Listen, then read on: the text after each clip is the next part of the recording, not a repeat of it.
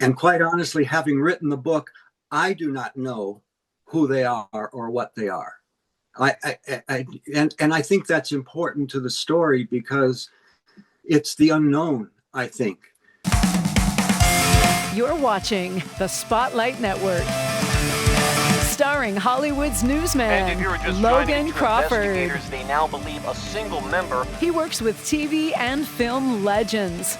And now, Logan's shining the spotlight on the world's top emerging authors and creators. International were abducted. This is Spotlight with Logan Crawford, streaming on Roku, Apple TV, and Amazon Fire TV.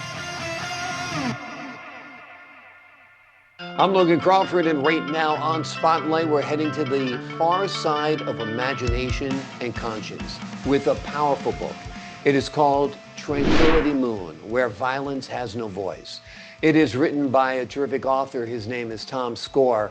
And this thought-provoking sci-fi novel takes readers from the International Space Station to the moon, where an astronaut's encounter with an alien civilization challenges humanity to end its addiction to violence.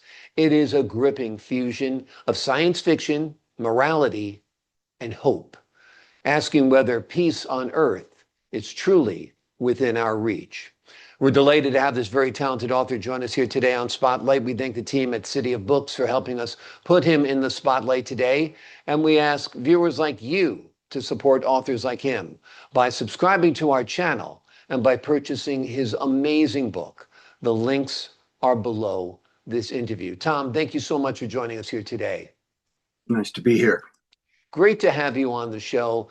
This is such a timely topic, the idea of violence in America and on Earth. It seems like violence is unprecedented right now. I mean, you and I look to be about the same age, and it wasn't like this growing up. There weren't mall shootings, there weren't school shootings, there weren't mass shootings in every major city around America every weekend. What do you think's going on? Fear, more than anything else. I don't know what the change has been, but there seems to be, it seems like we're not even able to dream about ending the violence. Yeah. It's kind of interesting.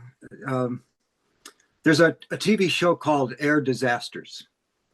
And I've been a pilot since 1971. So every now and then I'll tune in, and some of the things they talk about make me afraid sometimes to step on an airplane. Yeah. And yet, if there's an accident, even if it's only two people in an airplane, the NTSB will get together and they will do an investigation, and everything is about safety. Everything is about safety, about saving lives. And yet when it comes to violence, when it comes to guns, when it comes to arms sales, that is kind of secondary. People, it's okay. It's a terrible thing for two people or 200 people to die in an airplane, but it's okay for 50 people to die in Las Vegas. We give it a day or two and lament on how bad it is, or 20 kids die 5 and 6 year olds die at a school, and it goes no further. Nothing happens. And the message is, don't even think about it. I often think about the way the FAA handles pilot's license. You've got to have a license for everything, for a single engine, for twin engine, for retractable gear, for a balloon, for a helicopter, but when it comes to guns, you can buy anything you want. And there's no licensing. And if you suggest that maybe licensing would be a good thing to have, so that if somebody wants an AR-15, they've got to take a mental test, and they've got to qualify every 2 years, get a new medical. It's like when you're driving and somebody's pulling out in front of you or looking like it, and you just say, don't even think about it. That's the way it is with violence. Yeah, you make such a good point with the aircraft. Like you said, if a plane goes down, we try to figure out what happened. Was it pilot error? Was it mechanical? What was it? You examine the black box. You try to figure out a way that this will never happen again. If it's a problem with the aircraft, you might even recall the aircraft, that they're not allowed to fly, that might be grounded. But like you said, there's a shooting in Chicago where 15 people are dead, and you're like, you report on it, and then in other news, on to Yeah. the next story. Yeah, it's amazing. Your book links a school shooting to an interplanetary peace mission. How did that idea come to you? Well, it's kind of interesting. There was a book that Scott Kelly wrote. Scott Kelly was the astronaut on the International Space Station for a year. And he wrote a book called Endurance. And his brother, Mark, they were twins. So the NASA and the doctors were comparing what was happening with Scott on the space station versus his brother, who for the most part was on Earth, except he was flying space shuttle missions up to the space station while his brother was on the space station. And this was back on Valentine's Day 2018. And I was reading the book, and I got to the chapter that Scott Kelly talked about what it was like to be on the space station on the day that his sister-in-law, Gabby Giffords, was shot. 6 other people, I believe, were killed. And the thoughts that were going through his head and the loneliness that he felt. There was also around that time, I think it was Senator Womack, the minister who is the preacher at Martin Luther King's church in Atlanta, was talking about his daughters were at their school were involved with a shooting, an active shooting incident at their school. But he was in DC, and how horrible he felt not being able to be with them to get down there to console them. And the idea started to germinate, but one other thing happened on that day, and that was the Parkland shootings, the 17 kids down at Parkland High School. Yeah. And all of those things came together. And I think for me that was kind of the straw that broke the camel's back. And this idea began to formulate of, I wanted this, and the story kind of evolves into an hourglass. The hourglass being the center of the hourglass being the space station, and the astronaut on the space station who, and I don't even want to call them aliens. One of the reviews of the book talked about them as being otherworldly beings. Mm-hmm. And quite honestly, having written the book, I do not know who they are or what they are. And I think that's important to the story because it's the unknown, I think. So the astronaut is we got this shooting on Earth that his kids have been around. His wife is a doctor who's trying to keep some of the kids that were shot alive.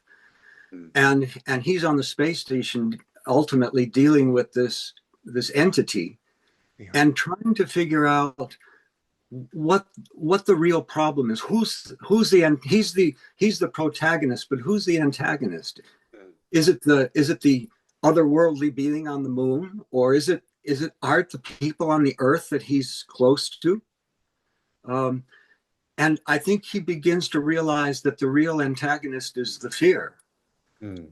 Part of that comes in a conversation he has with his 10-year-old daughter, and seeing how confused she is about what's going on.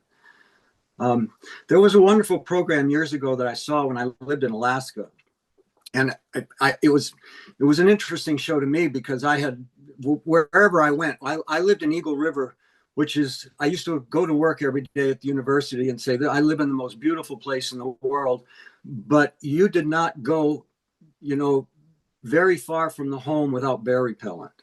Mm-hmm. And there was one day I had to call Fish and Game to get a grizzly bear out of my backyard. And there was a program called The Bears of Kamchatka. And the bears this is in Russia on the Kamchatka Peninsula, are unsocialized. Most of them never seen a human being. Mm.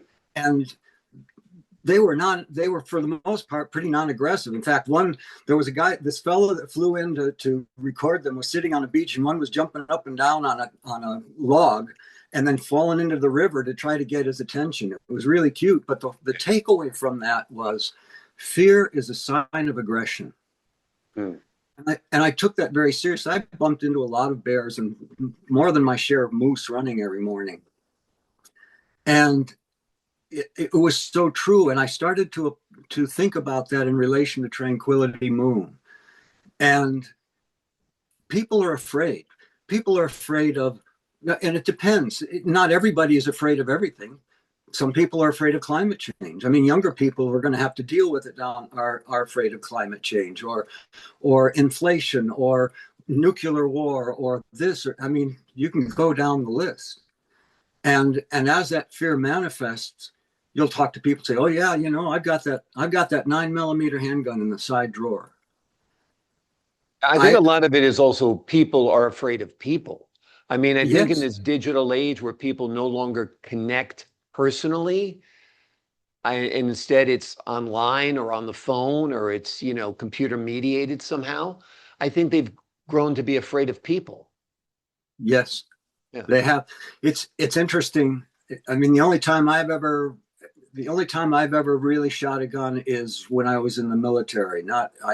And just on the rifle range. I was not in a combat situation, but it does manifest itself. One other thing I wanted to bring up about the book too was the entity. I think that the book really presents, I don't know whether a mirror image of who we are today, and the alien kind of or the otherworldly being kind of represents who we could be in the future. 100 years. I mean, I don't know. Is it 100 years or 1,000 years? I'm not sure. I'm a big Arthur C. Clarke fan, in terms of, and he talks about, if you look into the future, if you're technologically advanced, to us it might seem like magic, but to them it's technological advancement.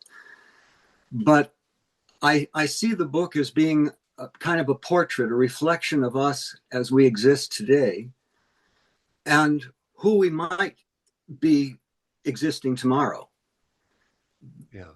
The entity in the book talks about, at one point we had AI too, and we used AI to increase our longevity, and we eventually merged. In other words, what the entity is saying is this is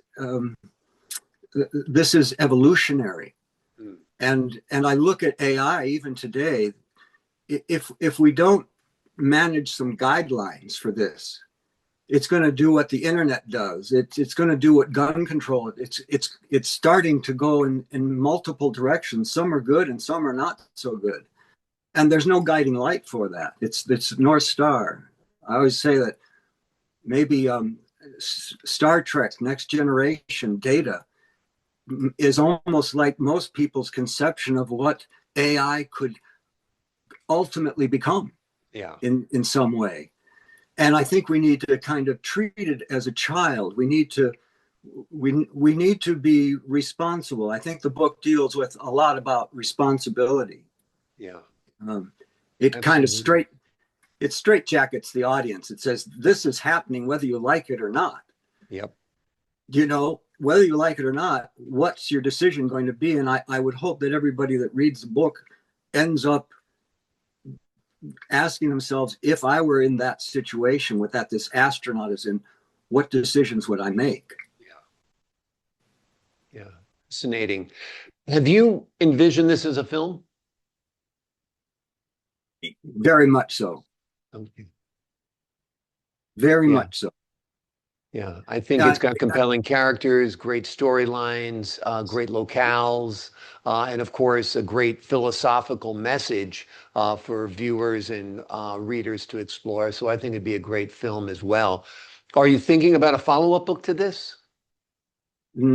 I haven't, because I've seen this as kind of, I said what I wanted to say. And I want to say that I really try when I'm writing. I'm glad you brought that up, the screenwriting, because that's where my roots have been. I've written some plays, but I never found that, even though my background is in theater, even though my background is in theater, I'm very visual. Mm-hmm. And my wife at the time, she passed cancer some years ago, was a very, very good writer. She was a 4.0 PhD student at Florida State when I was working on my Master of Fine Arts. And she was the kind of person that just could write things off. It was beautiful. I never considered myself that. I started writing screenplays because there's a format. Once you learn the format, there's each page is 1 minute of screen time, and it should take 20 seconds to read a page. It's all this thing. And you don't really write narrative. You don't walk in and say, well, the socks were over here and this was over there and that there was banana peel on the floor. You walk in and say, it looked like World War III. And that gives you more room for dialogue. So most of my writing, I think I wrote 14 screenplays. I think I had over the time about 5 options, some multiple times. One I developed with Mark and Gary Lipsky. Mark was Eddie Murphy's personal manager, but it was about a Brazilian faith healer. It was put on hold because the family hired a Brazilian director. But you get to a certain point where there's another book that I wrote that was started as a screenplay called Resurrection Encounter, and Tranquility Moon was the first book I wrote that wasn't a screenplay first, that I just let myself go and wrote narrative, and I wasn't tied to the format. But the book very much, I think, reads like a movie. Mm-hmm. I talk about a book that I read and I passed around my wife's family, The Hunt for Red October. Mm-hmm. If somebody had given me a bowl of popcorn, and I said to everybody else, I said, you read this book, and soon enough that book was just I think they bought an extra copy and everybody was just passing it around reading it. Yeah. It was a movie right off the page. Exactly. So I think it's, you want to write something that speaks to the times, and at the same time you want to do something that's entertaining so it locks people in. Right. And I'm happy to see that at least from the people that have read it so far, there's that kind of feeling, and it's very hopeful. Yeah, absolutely. And I think you've absolutely achieved those goals that you laid out for this book. It's an amazing book, folks, and it's very timely, and it is very imaginative, and it'll get you thinking, which is what good literature should do. The name of the book is Tranquility Moon, Where Violence Has No Voice. It is a moving and visionary story that dares to imagine a world and a universe without violence. Before we leave you today, Tom, let me ask you, do you think it's possible? Do you think we'll get to the point where we evolve enough that there will be no more violence? Well, it's interesting. One of the reviews said maybe our evolution is not so much technical, it's emotional. Yeah. And I think that kind of sums it up. Yeah. And certainly mental illness needs to be addressed, because that seems to be a common denominator in a lot of this violence, from a lack of empathy to, downright schizophrenia and beyond. Tom, thank you for your time, your insight, and your great work on this book. To the folks at home, I'm Logan Crawford, thanking you for your time this time. Until next time.